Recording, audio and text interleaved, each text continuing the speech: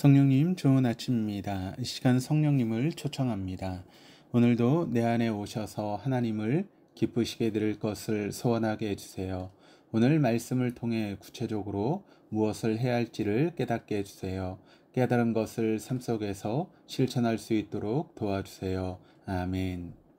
오늘 함께 나누실 하나님 말씀은 출애굽기 34장 18절에서 35절까지 말씀입니다. 너는 무교절을 지키되 내가 네게 명령한 대로 아비볼 그 절기의 이래 동안 무교병을 먹으라.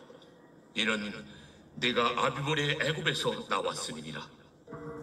모든 첫 태생은 다 내 것이며 네 가축의 모든 처음 난 수컷인 소와 양도 다 그러하며 나귀의 첫 새끼는 어린 양으로 대속할 것이요 그렇게 하지 아니하려면 그 목을 꺾을 것이며 네 아들 중 장자는 다 대속할지며 빈손으로 내 얼굴을 보지 말지니라. 너는 엿새 동안 일하고 일곱째 날에는 쉴지니 밭 갈 때나 거둘 때도 쉴지며 칠칠절 곧 맥추의 초실절을 지키고 세 마리는 수장절을 지키라. 너희의 모든 남자는 매년 3번씩 주 여호와 이스라엘의 하나님 앞에 보일지라. 내가 이방 나라들을 네 앞에서 쫓아내고 네 지경을 넓히리니 네가 매년 3번씩 여호와 네 하나님을 뵈려고 올 때에 아무도 네 땅을 탐내지 못하리라. 너는 내 제물의 피를 유교병과 함께 드리지 말며 유월절 제물을 아침까지 두지 말지며 내 토지 소산에 처음 익은 것을 가져다가 내 하나님 여호와의 전에 드릴지며 너는 염소 새끼를 그 어미의 젖으로 삼지 말지니라. 여호와께서 모세에게 이르시되 너는 이 말들을 기록하라. 내가 이 말들의 뜻대로 너와 이스라엘과 언약을 세웠음이니라. 모세가 여호와와 함께 40일 40야를 거기 있으면서 떡도 먹지 아니하였고 물도 마시지 아니하였으며 여호와께서는 언약의 말씀 곧 십계명을 그 판들에 기록하셨더라. 모세가 그 증거의 2판을 모세의 손에 들고 시내산에서 내려오니 그 산에서 내려올 때에 모세는 자기가 여호와와 말하였으므로 말미암아 얼굴 피부에 광채가 나나 깨닫지 못하였더라. 아론과 온 이스라엘 자손이 모세를 볼 때에 모세의 얼굴 피부에 광채가 남을 보고 그에게 가까이 하기를 두려워하더니 모세가 그들을 부르매 아론과 회중의 모든 어른이 모세에게로 오고 모세가 그들과 말하니 그 후에야 온 이스라엘 자손이 가까이 오는지라. 모세가 여호와께서 시내산에서 자기에게 이르신 말씀을 다 그들에게 명령하고 모세가 그들에게 말하기를 마치고 수건으로 자기 얼굴을 가렸더라.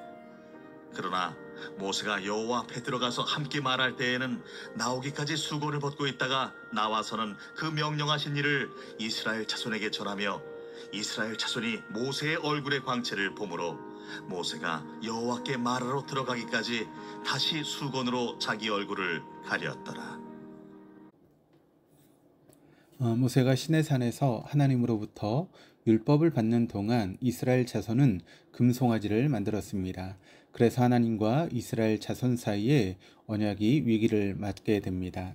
하나님은 이스라엘 자손을 진멸시키고 모세를 통해 새로운 민족을 세우시겠다라고 말씀하셨지만 모세의 중보 기도를 통해 뜻을 돌이키셨습니다. 그리고 이스라엘 자손과의 언약을 갱신하기 위해서 모세를 다시 시내산으로 부르십니다.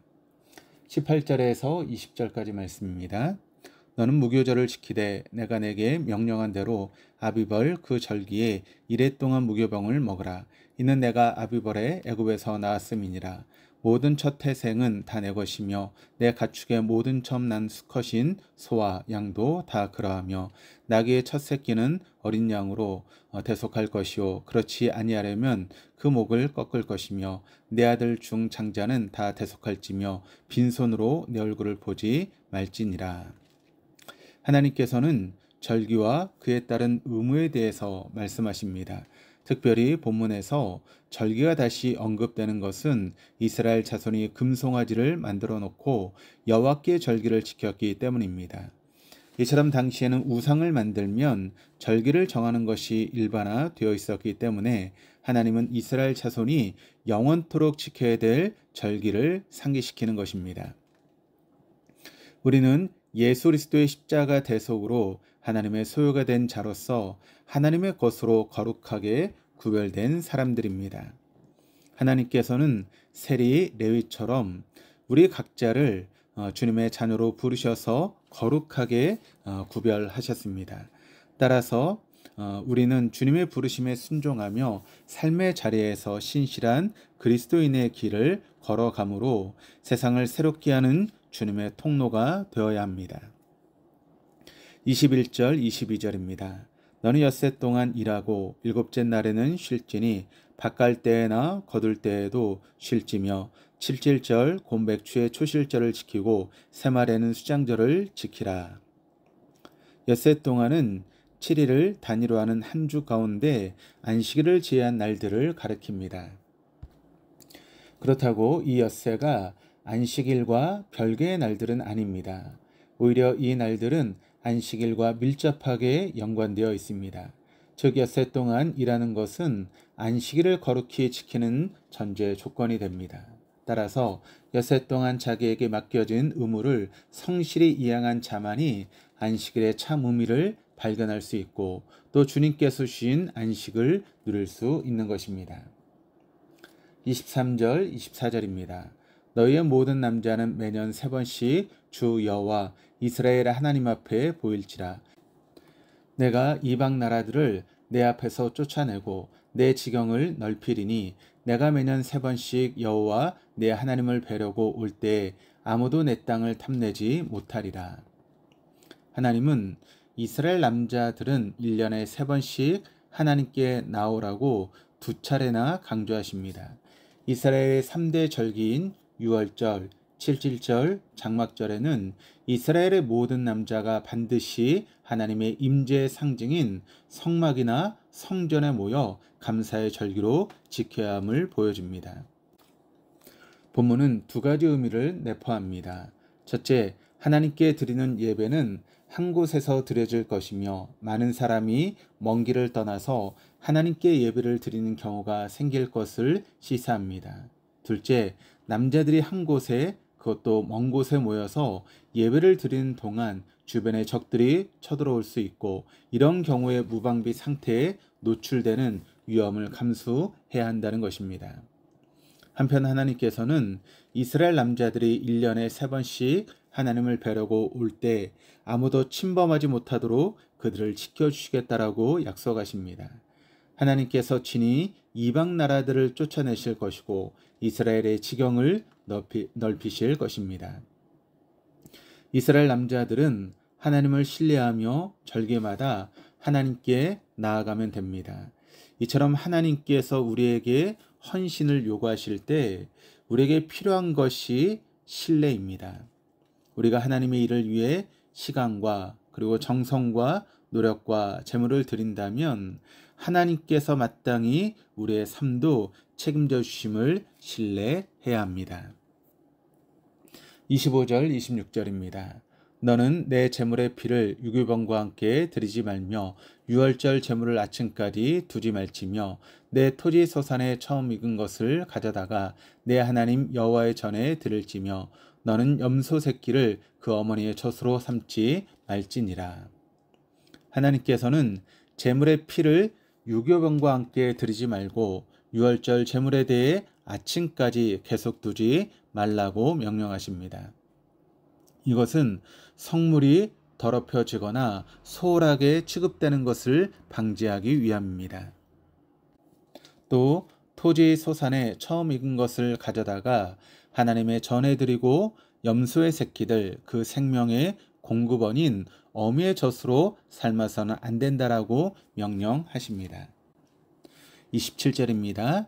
여호와께서 모세에게 이르시되 너는 이 말들을 기록하라. 내가 이 말들의 뜻대로 너와 이스라엘과 언약을 세웠음이니라 하시니라.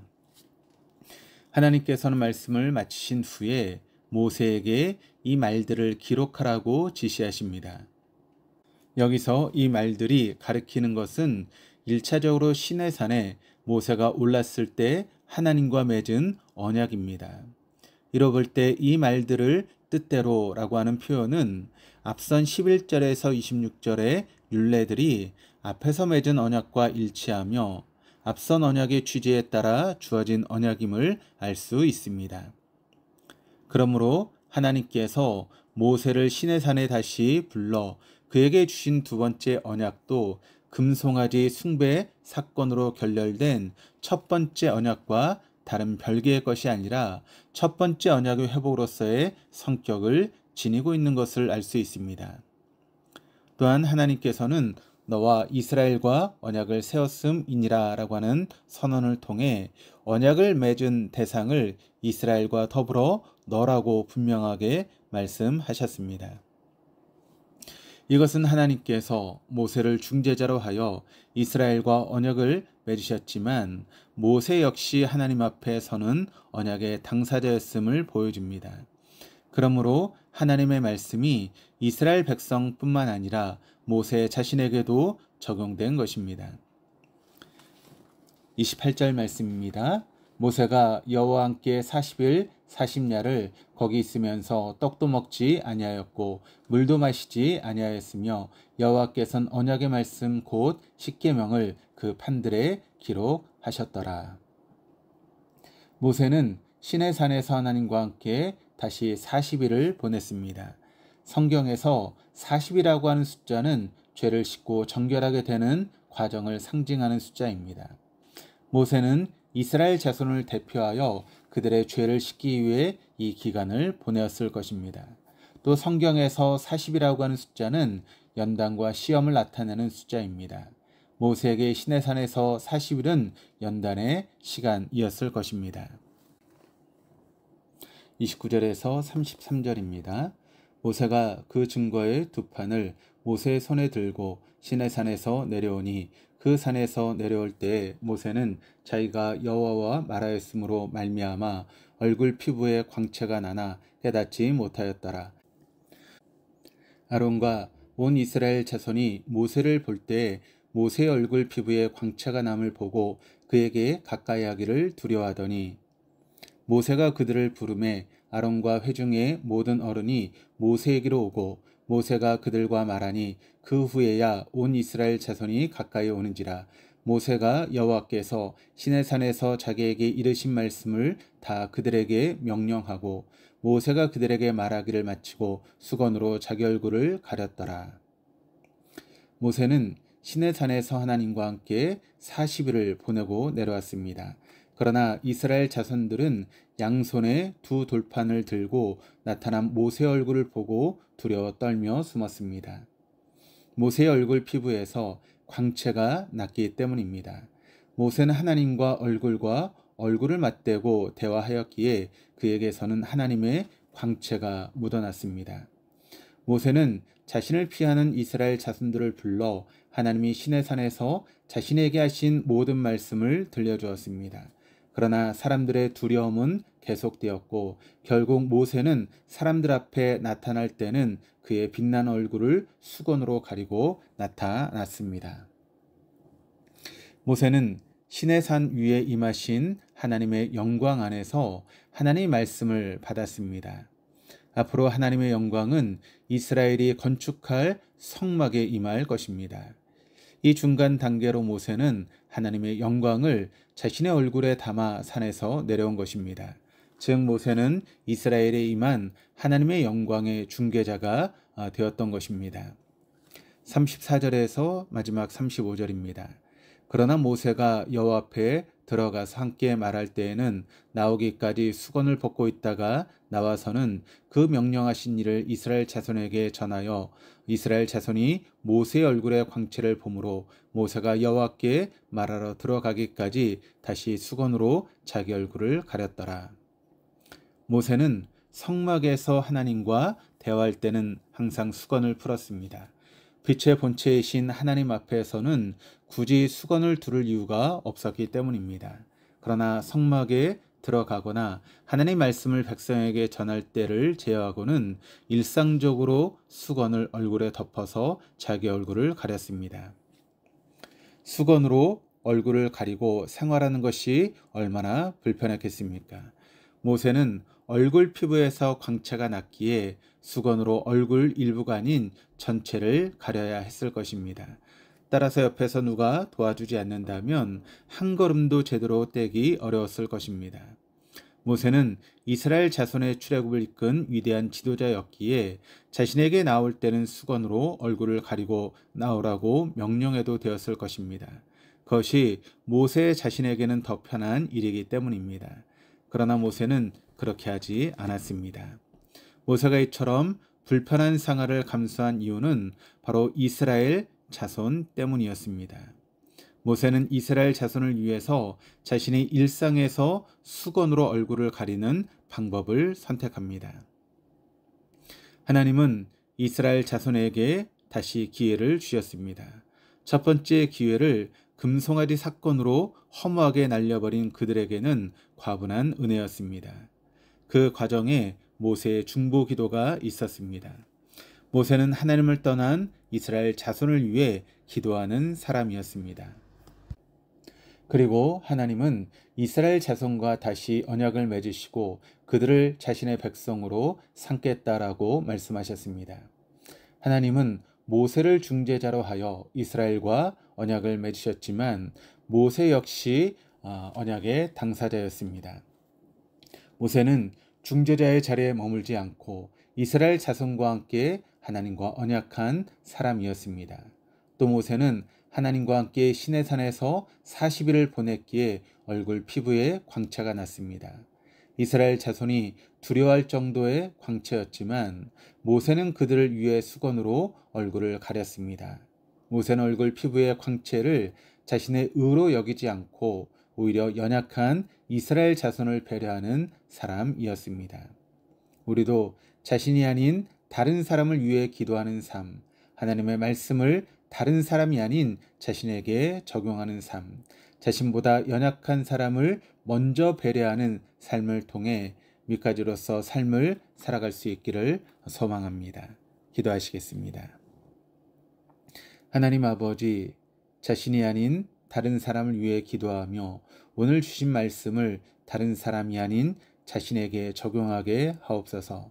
또 일상에서 자신보다 연약한 사람을 먼저 배려하는 삶을 살아가게 하옵소서.